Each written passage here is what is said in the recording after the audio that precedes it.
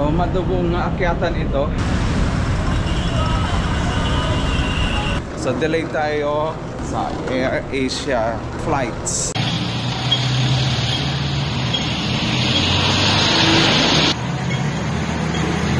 Magandang araw, magandang umaga, at bagong bag at bagong vlog dito sa biyahe natin papuntang Macau. Ngayon ay October 22, Martes.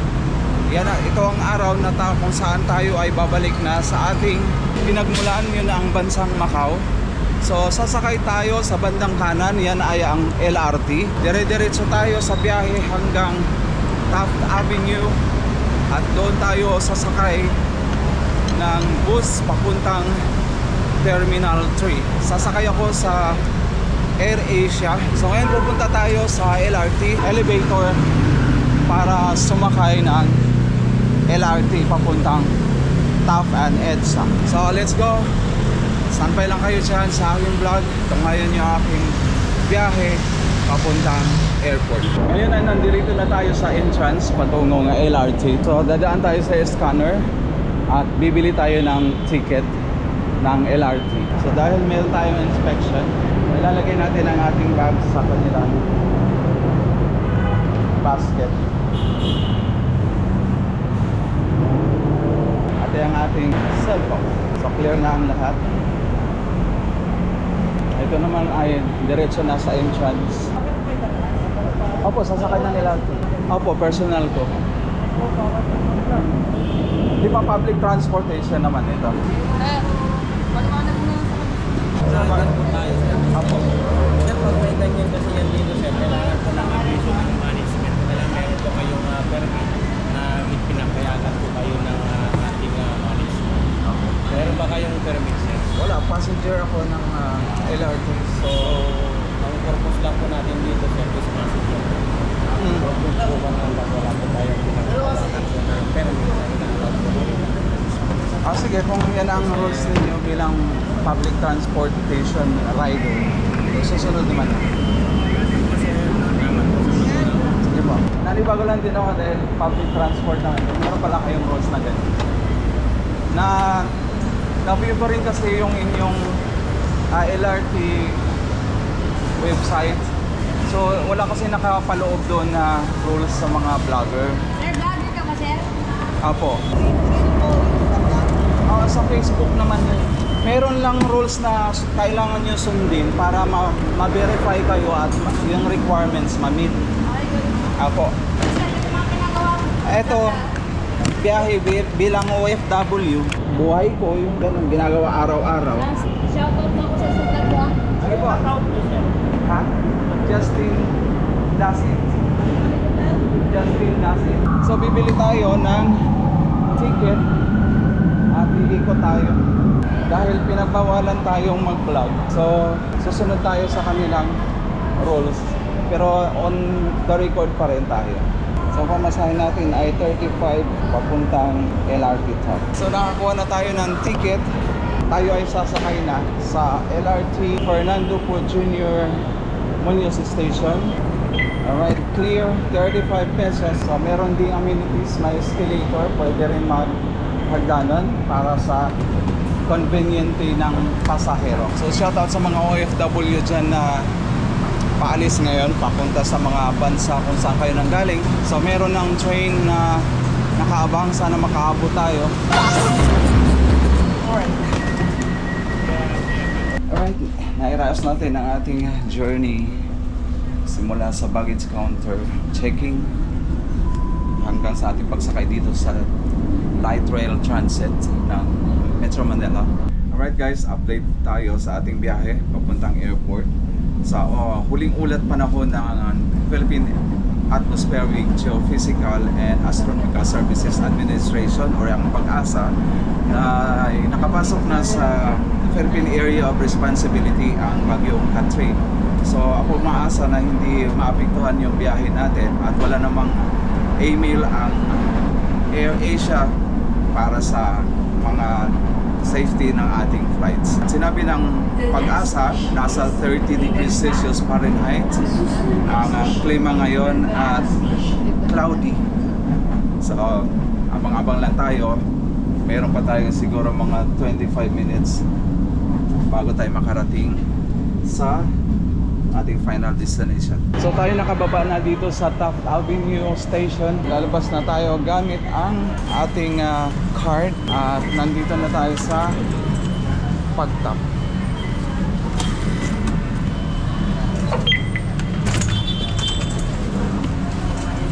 So tayo aakyat or bababa. Ma'am, magtatanong lang po. Gusto kong makarating doon sa may Chowking na malapit sa Sogo MRT station. Saan ako? Aakyat? Bababa? Aakyat po kayo, bababa po doon, kakaliwa, Ganon? tapos pero meron din naman po dito, may daan naman po. Diretso lang po, tapos doon sa dulo kapag may iwan naman pakaliwa, kaliwa po kayo diretso. Okay. Sige. Dito ako? Ako, kayo po kung saan po. Pwede rin dito? Mabingat? Kaliwa lang po kayo. Sige. Salamat. So ayan sa security guard. Tayo ay dadaan dito at tatawid sa kabilang. Pupunta tayo doon, guys. Dahil ang turo niya bago makalipat doon ay dadaan dito sa bridge na to. So tingin ko, guys, doon tayo dadaan para dire-diretso tayo doon sa MRT Taft. Tapos bababa tayo doon sa may Chowking. So nandun ang kasamahan natin, kaya babalik ako, aakyat doon sa taas. So madugong aakyatan ito dahil ang footbridge ay link doon sa taas. Alright, struggle tayo sa ating pag-transfer doon sa MRT station. Alright. So lilipat tayo doon na side. So pagkatapos ng akyatan, ngayon bababa na naman tayo. Let's go! Enjoy lang natin ang ating biyahe.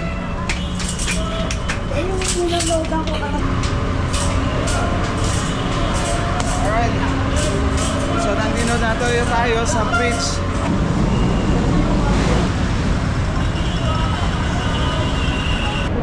Malapit na tayo sa ating papupuntahan. Yun ay ang bus papuntang Terminal 3. So, bababa uli.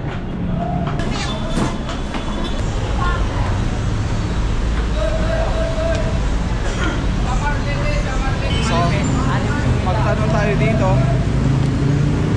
kung nasaan ang bus na sasakyan natin papuntang Terminal 3. Vlog is life. So sasakay na tayo dito sa bus na Airport Loop. So ito yung mauuna. Hindi pa tayo. Hindi ako magkasya dahil sa ating bag. Yun, merong daanan dito.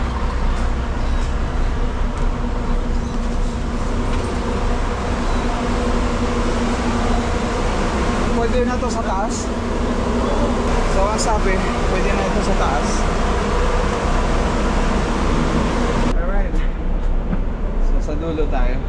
Siguro maghihintay pa tayo ng ilang minuto para mapuna itong bus. So guys, ang sinasakyan nating bus ay paalis na sa terminal. Papunta na ito sa Terminal 3 kung saan tayo sasakay ng Air Asia bound for Macau. At sa oras ng alas 4:20. Guys, mamaya magpapalit tayo ng ating damit. Kasi nakasando lang tayo. Masyado kasing mapawis, mababasa sa pawis ang ating damit kapag na tayo bumabiyahe dahil palipat-lipat tayo ng bus, aakyat baba tayo ng mga hagdanan, kaya pinili kong magsuot ng sleeveless. So ganyan ang biyahe mula sa bahay hanggang dito sa airport. So konti lang ang pasahero. So tayo ngayon dumating na dito sa Terminal 3 Ace Cebu Pacific at Air Asia Airlines. So bababa na tayo, guys. Shout out dyan sa mga pasahero.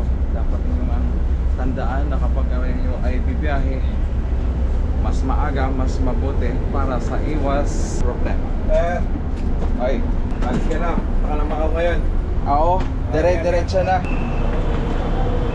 So tatawid tayo. Ano ay didiretso na rin papasok. Daan tayo sa X-ray o scan machine. Doon tayo mag-aayos. So dahil tayo ay papasok na sa gate 5 entrance. So sa likuran mayroong bagong cafe. So doon tayo. So sa taas na tayo magkakape mamaya habang hinihintay natin ang ating flight. So papasok na tayo dito sa gate 4 para sa ating entrance at sa X-ray. Right guys, nandito na tayo sa Terminal 3 para sa ating check-in baggage counter. Hanapin natin ang AirAsia. So papasok tayo kung saan mas malapit ang AirAsia. So kailangan na natin mag-prepare ng ating passport at saka yung ating tickets para sa verification ng ating guard. Saan punta yan, sir? Pakihawak mo muna yung passport. Ito yung pangalan ko. Saan ang punta yan, sir? Macau. Okay, nagkasundo na kami ng lady guard at tayo nakapasok na rin. So hanapin na natin ang AirAsia Airlines para sa tignan natin kung bukas na ba dahil ang flight natin ay nasa 4 o'clock and 20 minutes. So nandun yung mga check-in baggage counter. Parang sarado pa yata. So hanap tayo ulit. Kaya nakita ko na guys ang AirAsia Airlines na sa bandang dulo.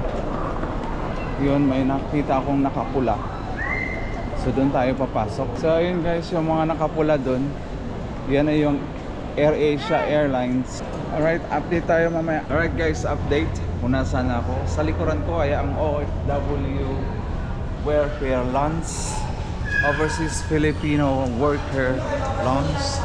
So, yan yung OWA. Bago po kayo makapasok sa OFW Lounge, so kailangan nating magparehistro sa kanilang front desk. So, sa front desk, meron namang nakatalaga ng mga magigiting natin na empleyado ng OWA. So, ang kailangan lang, magrehistro dito sa kanilang OFW Lounge sheets, guest sheets. So, isulat yung pangalan, yung signature at kung land-based o sea-based ka ba, at ang iyong signature. Kasabay niyan ang iyong flight number kung saan ka man sa Pilipinas o sa ibang bansa.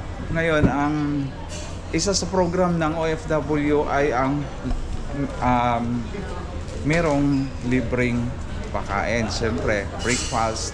Kung anong oras ka man dumating dito sa OFW Lounge, ikaw naman ay i-acknowledge at pwede ka nang mag-unli or unlimited sa kanilang hinihaing mga pagkaing Pilipino. So nandito na tayo ngayon sa kanilang display. Titignan natin kung ano ang kanilang menu ngayon.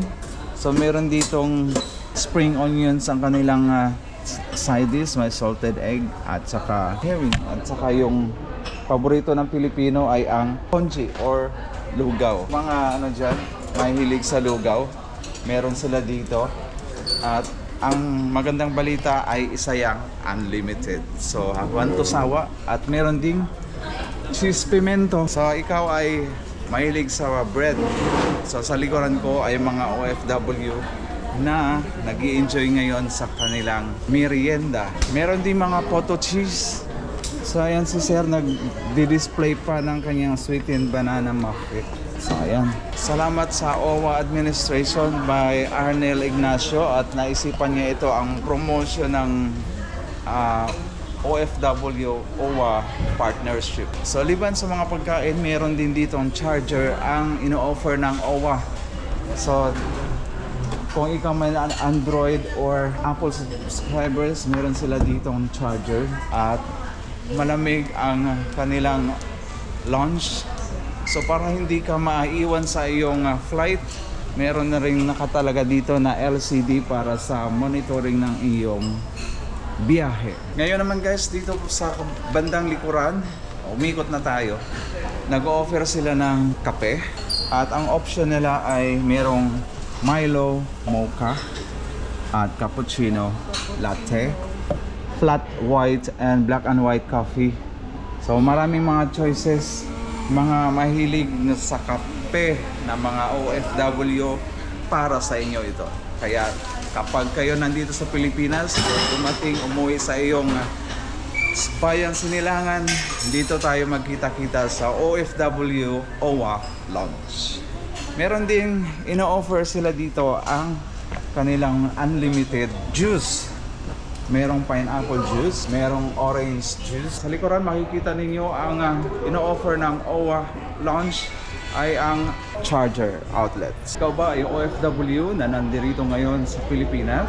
Maaari mong sadyain ang OFW Lounge dito sa OWA or Overseas Workers Administration. Sa ngayon, meron silang inihahandog na electronic card na maaaring magbibigay sa iyo ng diskwento sa transportation na OB company. Kung ikaw ay pupunta sa iyong mga probinsya, mayroon kang 50% discount dahil sa ino-offer ng OWA ay ang e-card. So, sa pag-apply ng e-card, mayroon nakatalaga dito na mga magigiting natin na mga empleyado ng OWA. So ipapakita mo lang ang iyong OAC or Employment or Overseas Employment Certificate kasama ang iyong government valid ID, passport. So ipipresent mo kay kuya. So agad-agad naman na kanilang i-encode base sa iyong personal identifications at ipaprocess ang iyong e-card. At ang magandang balita, makukuha mo rin ora mismo. Agad-agad, handog yan ng OFW OWA dito sa Terminal 3. So sa pagkuha ng e-card dito sa duty officers sa OWA, so ipapakita mo ang iyong passport at ang iyong Overseas Employment Certificate. Ipapasa mo kay kuya para ma-process na nila ang iyong electronic card mula sa OWA. So ang ating dokumento ay bine-verify na ni Sir at ma-input na rin ang ating information. So fill up na lang po tapos balik po sa amin. Salamat. So pagkatapos natin na ma-verify ang ating identification, binigyan tayo ng form para i-fill up. So pagkatapos natin mag-fill up nito, ibabalik ulit kay Sir na nagpa-process. So tayo ay mag-a-update. Alright, tapos na tayo mag-fill up ng ating form. So ibibigay na natin sa encoder para sa step 2. Ma'am, ito na po yung sa akin. Thank you. So habang tayo ay naghihintay sa ating pangalan na matawag, so kukuha muna tayo ng ating makakain at i-enjoy natin ang pagkain na hinatid sa atin ng OFW OWA Lounge. Maraming salamat kay admin ng OWA, si Arnel Ignacio. Sir, shout out sa iyo. At natutuwa ang mga kababayan na merong ganitong project ang iyong departmento. Sir, gusto kong tikman ang iyong Nescafe na black coffee. Sige sir, kuha lang po kayo ng base dyan sir, then lagay nyo lang po sa gitna. Okay. Press nyo lang po. Okay. So, ayon kay kuya dito sa nagbabantay sa kanilang unlimited drinks. So, kukuha tayo ng baso. Yes sir, thank you sir. At ito ay self-service. Pwede bang umulit sir kahit ilan? Yes sir, pwede po. Ayan, narinig nyo guys ha. Pwedeng umulit dahil ito ay unli nga. Alangan, may unli ba na hindi ulit? Joke yan! So, ayan. Isang pindutan lang at lalabasan na ng coffee simula dito sa machine. Alright, nakakuha na tayo ng ating coffee. So, susubukan natin kung ano ang kape ng OFW OWA Lounge. So, habang naghihintay tayo sa ating electronic card na ibibigay ng OWA member, tayo mag-i-enjoy sa coffee. Ngayon ay nakuha na natin ang ating OFW card. Updated na ang ating card. Kaya naman pupunta na tayo sa ating boarding gate para sa final na ating paglalakbay.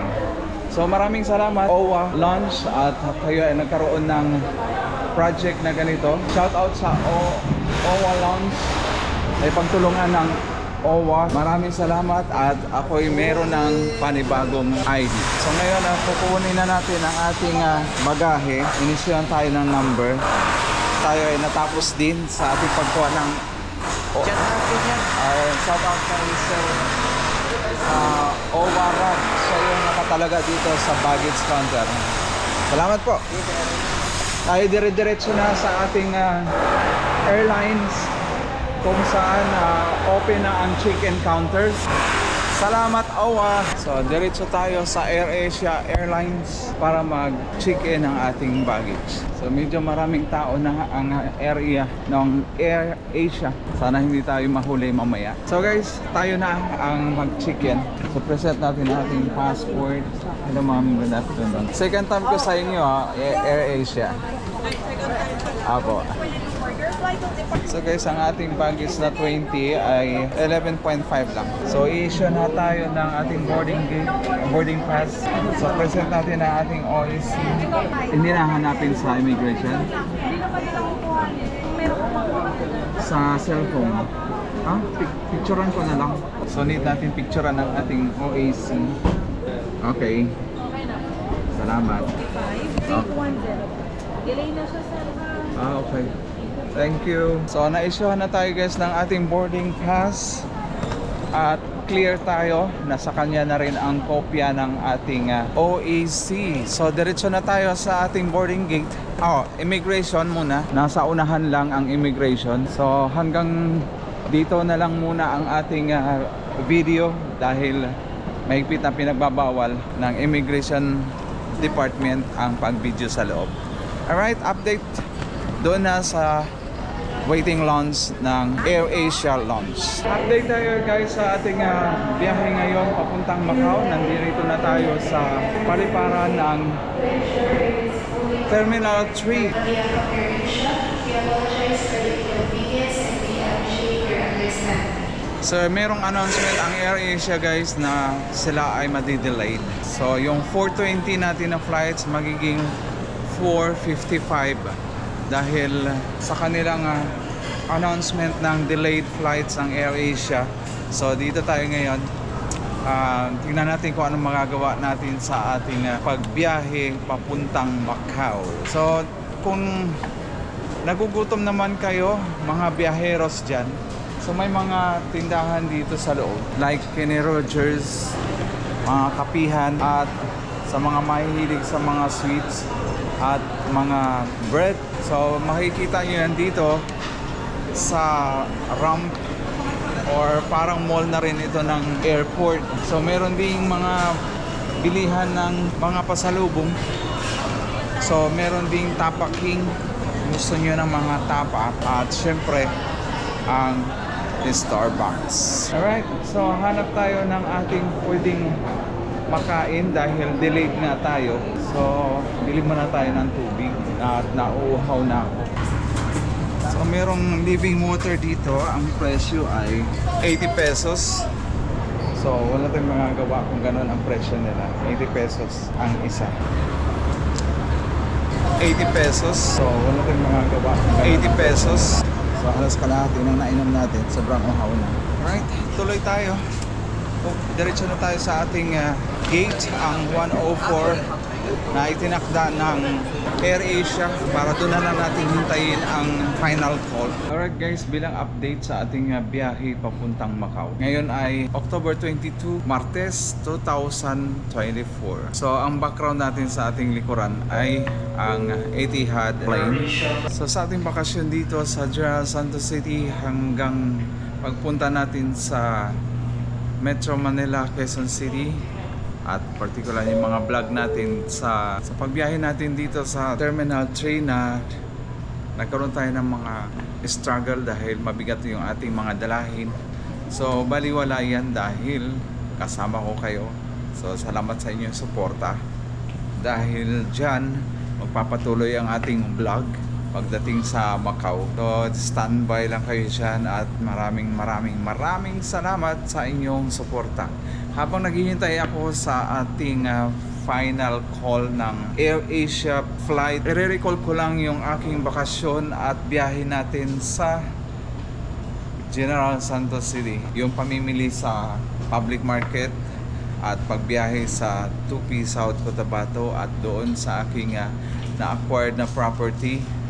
So lahat yan ay bunga ng pawis bilang isang OFW sa Macau. So bilang pagtatapos ng ating vlog, nais ko kayo iaanyayahan na mag-like and share sa aking channel, ang Justin Does It channel. Alright guys, pagkatapos ng delayed flight natin sa Macau, so boarding na rin tayo from 4 o'clock to 20 minutes.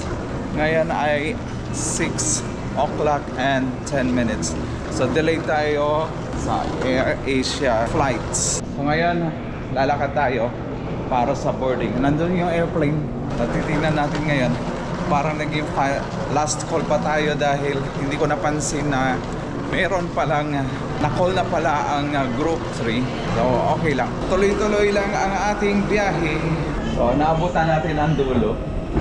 Nandito pa rin tayo sa tarmac. So update na lang mamaya pag nasa loob na ng aeroplano.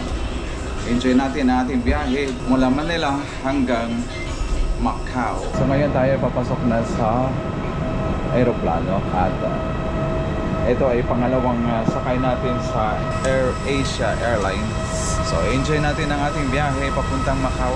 So hanap tayo ng ating seat number 8, letter B. Ito ay pangalawang sakay ko na sa Air Asia. So maswerte tayo ngayon at dito tayo malapit. We discourage unauthorized changing of seats due to the Apo, letter A, B.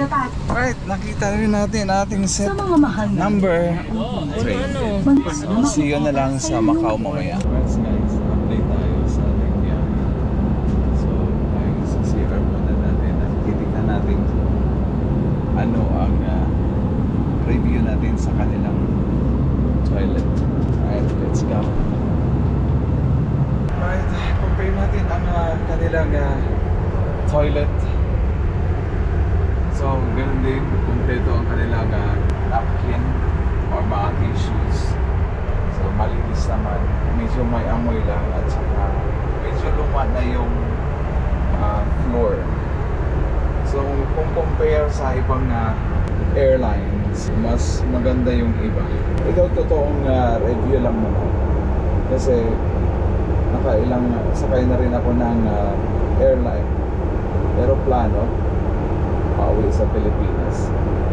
Pero kakaiba ito. So hindi ko na kailangan pang i-sabihin pa yung eksakto, pero sa 10 out of 10 siguro nasa 6 ang aking points na maibigay. So, hindi naman masama na magbigay ng review or comments. Ito may base sa ating nakikita o ating saksihan. So, pasensya na po Air Asia kung ganito ito yung aking review sa inyong airline. So, right, tapos na tayo sa ating review. Pasensya na po Air Asia. So, ito yung totoo lang na nakita ko. Let's go.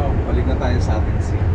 So, alright guys, tayo dumaong na. Lumapag na ang ating sinasakyan aeroplano. So tayo ay bababa na. At shout out sa ating mga crew ng Asia Pacific. Magaling. At shout out na rin sa kapitan ng ating sinakyang aeroplano. At nakalapag tayo ng maayos. Safe and sounds. Kaya naman patuloy tayo sa ating biyahe. Saan ba sa FB? YouTube po. Sa YouTube. Sige po, Justin Does It po. Salamat po. Justin Bieber, parang Justin D-O-E-S-I-T. Ayan, shout out kay ate na kilala natin sa aeroplano. So, nadagdagan na ating subscriber. At update na lang tayo doon sa labas mamaya siguro dahil hindi natin alam kung papayagan tayo mag-vlog dito sa labas. Malamang hindi dahil alam niya na sa safety. Okay, bye-bye muna sa ngayon. At dito na tayo sa Macau. Alright guys, palabas na tayo ng Macau International Airport. Nakuha na natin ang ating bagahe at nakahanda na rin ang aking bus card para madali nating maibayad sa bus. So paglabas natin, ito yung exit. Paguntay tayo ng MT4. Nandito ang bus stop ng MT4. Ayos naman ang ating biyahe kahit 2 oras na tayo ay lumilipad sa Himpapawid. luluan ng Air Asia. Okay, nandito na ang ating bus. Sasakay na tayo.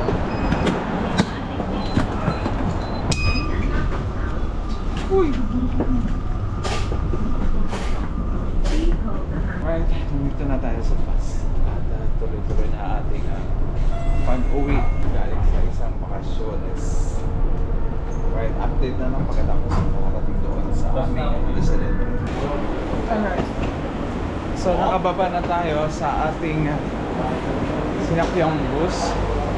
So ngayon maglalakad tayo papunta doon sa aking tinitirhan. Dahil yung aking kausap, nasabi niya doon kami nagkasundo na meron siyang, bago ako umalis noon papuntang Pilipinas, sabi niya doon ako titira sa kanya. Pero meron nang nag-ocupa, so meron nang nagrenta doon sa kanyang kwarto. Kaya hanap tayo ng option na kung saan makapagpalipas tayo ng gabi at saka tayo maghanap ng matitirhan. Kung makakahanap man tayo ng trabaho sa loob ng 18 days, so swerte na tayo dahil may dala pa rin tayong swerte. Pero pag hindi, siguro uuwi ng Pilipinas. So tayo liliko dito sa Eskinita. Dito pwede rin dumaan or doon sa kabila. Sa kabila tayo medyo maliwanag. Alright, maligayang pagdating sa Macau at sana papala rin tayo na makahanap tayo ng panibagong trabaho. Help me Lord. Thank you Lord. Nakikita nyo sa aking harapan ang isang uka. Diyan tayo papasok. Yan yung tinirhan ko dati. So, yung may-ari nung tinitirhan ko dati, sinabihan ko na dito muna ako magpalipas ng gabi. So, hindi naman siya nag-text muna kung ano. So, kakausapin ko muna siya kung ano ang magiging desisyon. Pero ang alam ko, libre naman ang kwarto. Wala pang may nag-uukupa, kaya tara na, aakyat na tayo. Ito ulit ang ating struggle sa pag-akyat dahil meron na namang hagdanan. Wow. Aakyat tayo sa 3rd floor. So sana mahagip sa camera yung mga design dito sa mga condominium ng Portuguese doon. Itong design ng mga building dito ay Portuguese inspired kasi sila yung sila yung namumuno noon dito sa Macau. Portuguese government dati. Hirap guys. Abroad pa more. Vlog pa more. So malapit na tayo. Yung pintuan na sa taas, dyan tayo papasok. Kukunin ko muna ang aking susi. Knock knock.